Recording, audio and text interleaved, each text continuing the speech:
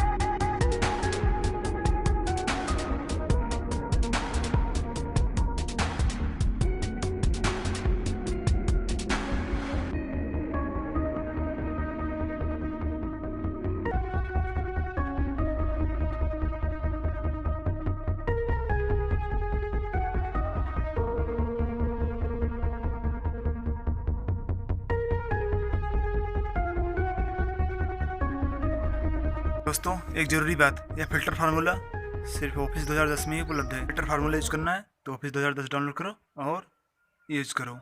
यह वीडियो बस यहीं तक। अगर यह वीडियो आपको अच्छी लगे तो लाइक करो, शेयर करो और हाँ, सब्सक्राइब करना ना भूलें। फिर मिलते हैं नए वीडियो में, तब तक के लिए टाटा बाय बाय।